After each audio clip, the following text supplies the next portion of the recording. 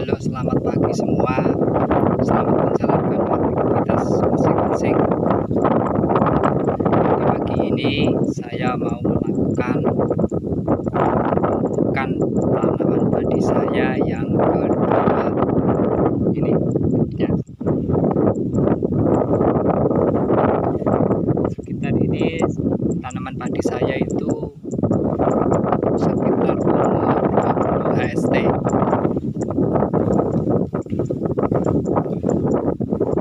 Saya sudah melakukan pemupukan yang kedua supaya tanaman padi kita itu supaya lebih banyak anakan. Saya mau kasih tahu tips cara memperbanyak anakan yang simple, yang sederhana, nggak pakai ribet. Soalnya para petani sekarang itu maunya yang simple, nggak pakai ribet. Yang ingin memperbanyak anakan tanaman padi menggunakan pupuk itu ada tipsnya. Tip yang pertama itu hitungannya gini: 1, 2, 3 kalau pakai hitungan. 1 kalium, 2 fosfat, dan 3 nitrogen. Soalnya tanaman padi kalau masih masa vegetatif seperti ini, unsur yang banyak diperlukan adalah unsur nitrogen. Terus yang kedua adalah unsur fosfat.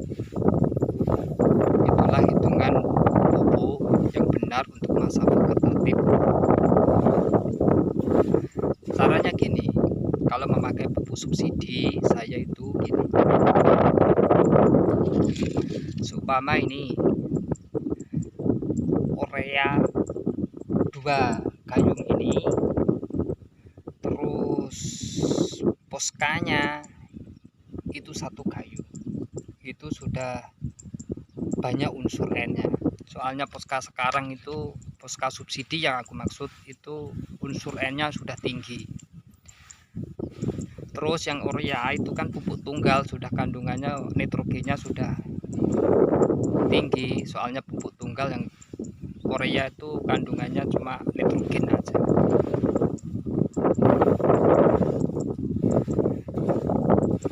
Terus langkah selanjutnya caranya gini, makanya gini, di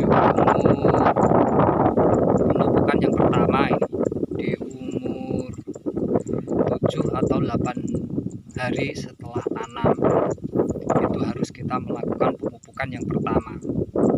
Kita harus pemupukan hitungannya sama 1, 2, 3 tadi. Tapi kalau masa generatif sudah hitungannya udah berbeda lagi. Ini saya bahas soal yang vegetatif. Pemupukan yang pertama tadi di umur 7 atau 8 hari setelah tanam.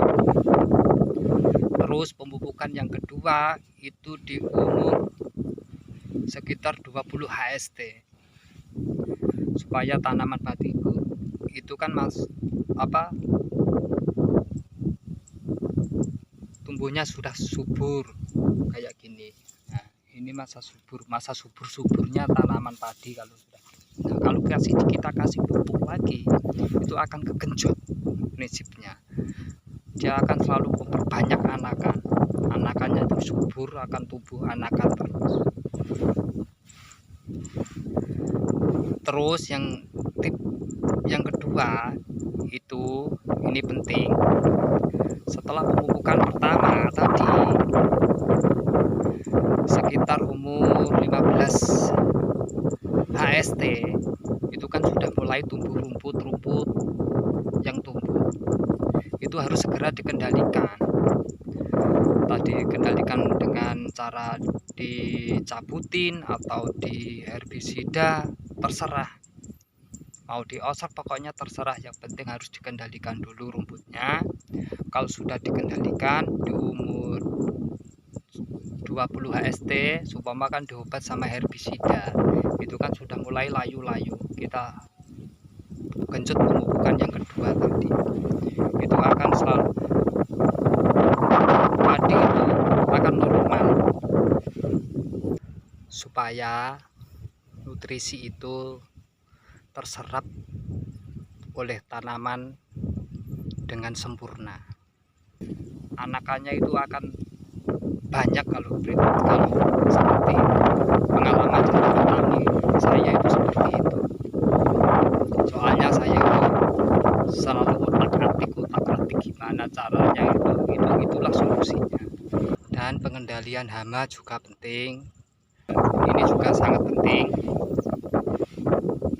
Kalau tanaman padi itu istilahnya gini, kalau tanaman, soalnya tanah kan berbeda-beda, ada yang subur ada yang enggak. Kalau tanaman padi itu merah, baratnya gini, kalau orang Jawa itu asam-asaman, kalau orang bahasa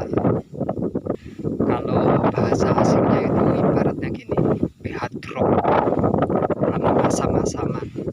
Itu jangan pakai ukuran yang tadi 1, 2, 3, 1 kalium, 2 fosfat, 3 nitrogen, jangan pakai itu. Kamu harus pupuk dengan pupuk yang berimbang. Soalnya kalau asam-asaman tanaman padi itu merah-merah, setelah dikasih pupuk kan malah merah-merah. Itu yang hal yang harus diperhatikan.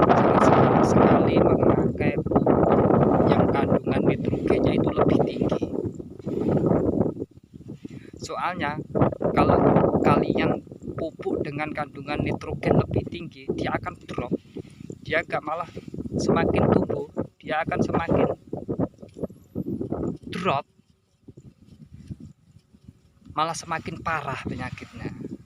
Soalnya kandungan nitrogen itu yang tinggi itu, kalau tanamannya itu normal, pH-nya normal, itu gak masalah. Kalau pH-nya drop, kasih pupuk nitrogen tinggi, itu malah sangat berbahaya. Solusinya dikendalikan dulu soal itu, soalnya itu penting. Itulah pengalaman dari saya. Minimal jadi rupiah, maksimal jadi amal jariah. Salam sukses.